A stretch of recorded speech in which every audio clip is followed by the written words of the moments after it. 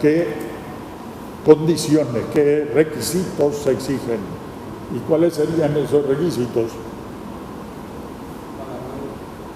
Y paraguayo natural. Pero paraguayo o paraguayo natural. Paraguayo natural. Bueno, tiene que ser, lo más probable es que sea paraguayo natural. Así fue en el 92, en el 67 se exigió ser paraguayo natural. Y la edad principalmente. ¿Qué edad se exigiría? 25 para arriba. 25 para arriba. 25 años.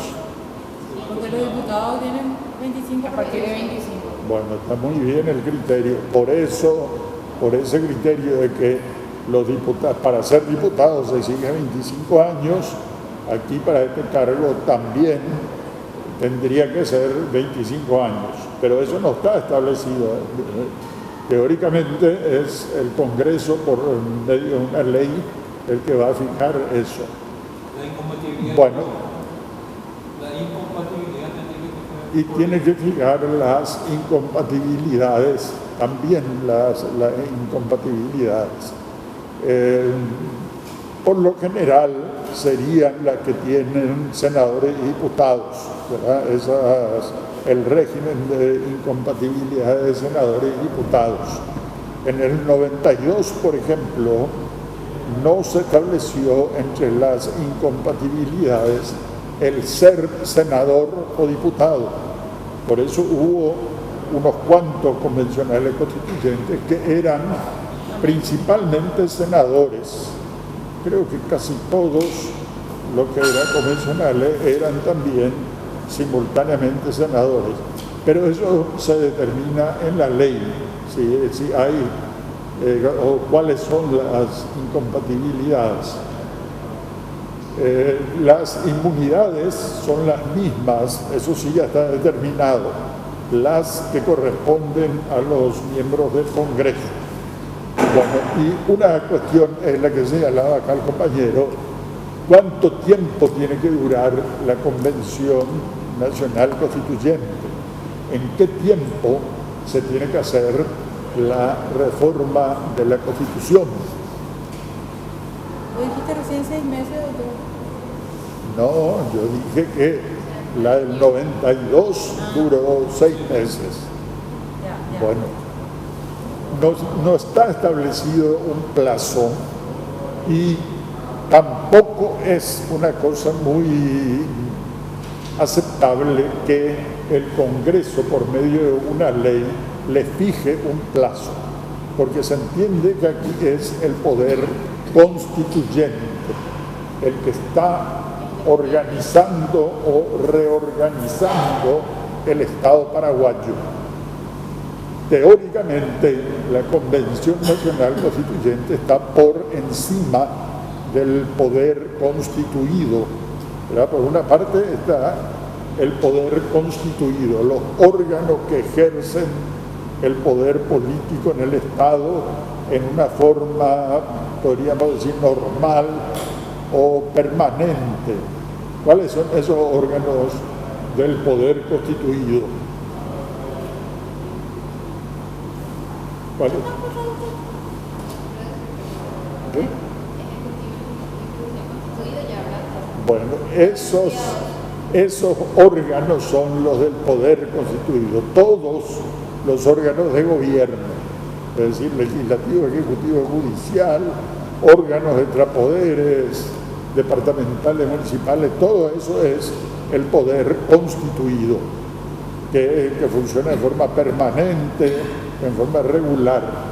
El poder constituyente, la palabra constituyente, ambas, ¿verdad? Constituido y constituyente, vienen del infinitivo constituir. Constituyente, que indica que establece, que crea, que está organizando o reorganizando el Estado paraguayo. En cambio, lo otro es poder constituido, que ya está definido. Por ejemplo, el órgano, Lo que ya está establecido. lo que está establecido. como el Congreso ya está en la Constitución, cómo tiene que ser el Congreso, qué atribuciones tiene, todo ya está allí. El poder constituyente, en cambio, está, en cierto modo, creando la organización o recreando la modificación del Estado paraguayo.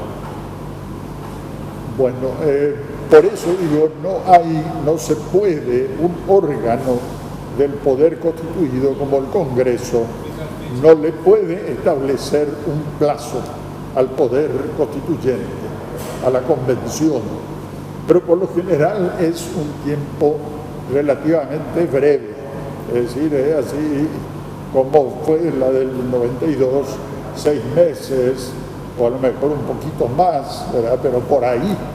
La del 67, por ejemplo, sesionó 3 meses.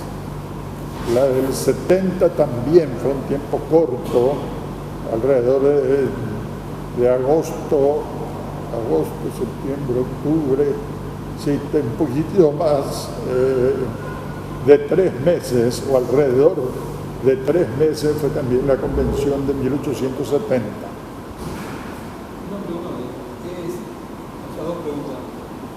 Cuando voy a hacer la reforma, tengo que tocar cuáles son los puntos que tengo que hacer la reforma, sí o sí. Bueno. No hace falta, porque viste muchas veces, siempre se discutió fue, no, ¿qué punto puede ser? Ese punto no se puede tener que tocar. Una reforma puede tocar cualquier punto. Acá la compañera. No, digo más que cuando se hace una parte más de la enmienda y la reforma.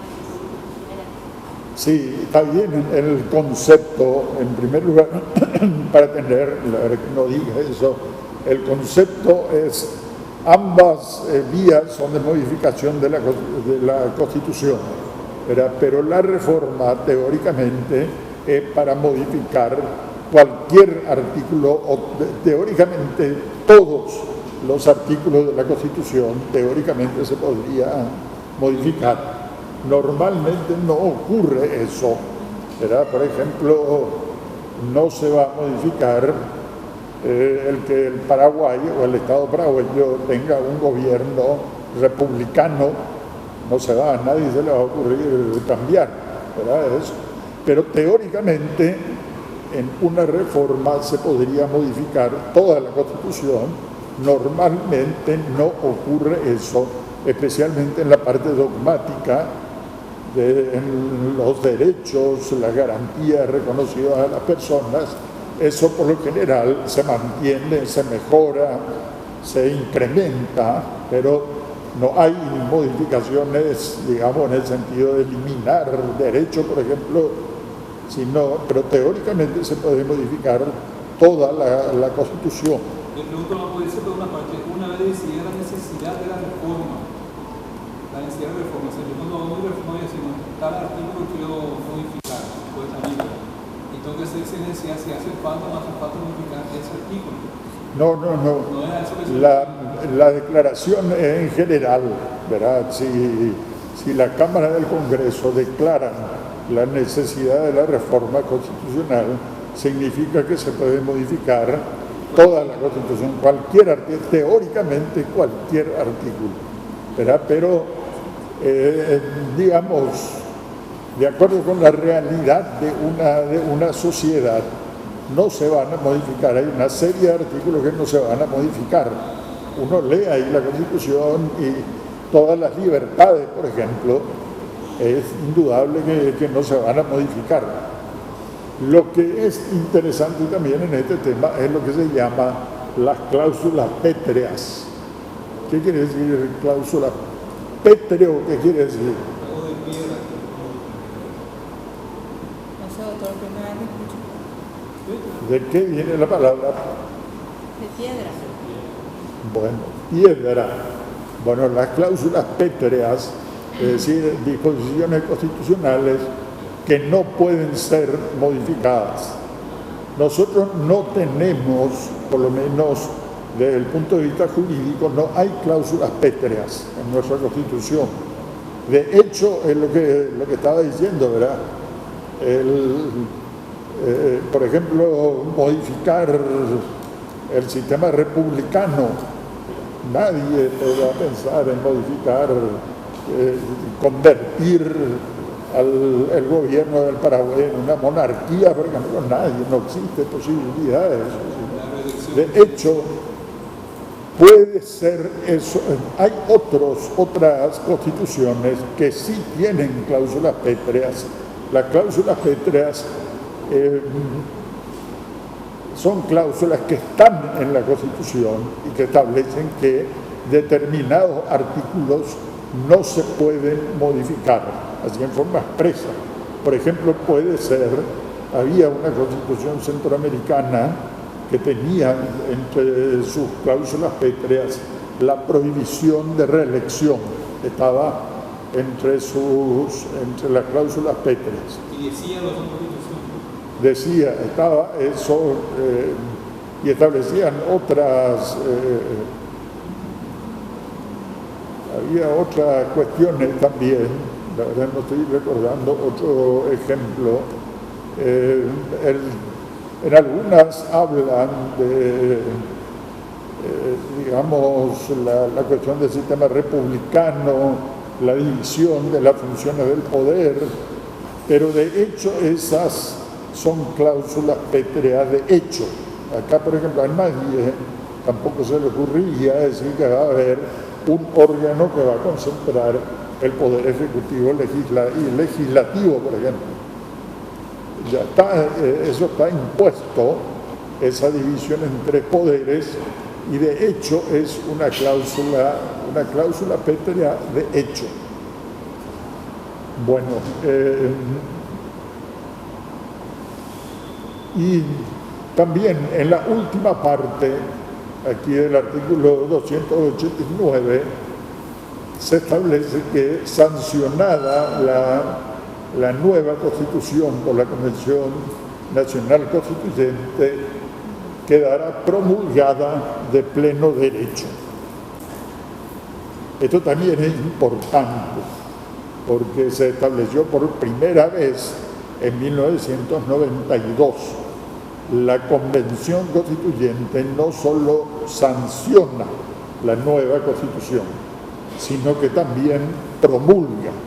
Es decir, eso significa que no puede haber intervención de otro órgano, que por lo general era el Poder Ejecutivo, para que la Constitución entre en vigor, sino que ya directamente con la promulgación de la Convención Constituyente ya entra en vigor la nueva Constitución. Bueno, a ver, ¿está todo? Está habilitado. Si quiero que habilitar. No, la muchacha. Llevámonos usted. Porque ya. Bastante se demoró. Sí, muchísimo se demoró. Lastimosamente porque me pasó mal la lista. En realidad los que eran de primer parcial eran más de 12, pero figuraban en ambos parciales. En realidad había solamente uno. Y hubo toda una confusión. Esto es del segundo parcial. Solamente el segundo parcial. Y esto es del primero. Solamente, y el de ambos después. No, y hay que darle los dos. Primero, sí. Segundo. Y los gabaritos tiene Guido. Sí, ya tengo yo la mesa. Bueno, y faltan las fotocopias esas que se iban a hacer, ¿verdad? Y para completar esto. Acá. Este es primero, ¿verdad? Sí, primero. Segundo. Ahí está, segunda evaluación parcial. Sí. Dos. Bueno, y hay que, aquí son las fotocopias que se hicieron para completar. Entonces, ¿cómo separamos? Los que den primer parcial dejamos en un solo aparte, los que den segundo parcial aparte y los que den ambos ponemos en un tercer solo aparte. Si no, separar nomás primero y segundo. Primero y segundo lo que hay que Primero y separar. segundo aparte. Sí, eso nomás. Son 20, 12, No importa 15. la fila. No importa, ¿verdad? Primero y segundo examen nomás. Sí, y el resto todo junto. Sí, todo junto. Separado primero y segundo parcial nomás. A partir de las 9 no se ha Bueno, De 9 a 10. perfecto. Gracias a vos. Sí. Una pregunta, Gonzalo. En el caso que se rechace la necesidad de la reforma, ¿en cuánto tiempo después nos puede volver a presentar? La verdad que no está establecido tampoco, porque estas son, aquí está el artículo 289 que se refiere a reforma, y este es el otro artículo que se refiere también, el 291, también se refiere, son los dos únicos que se refieren a la reforma constitucional. Y acá tampoco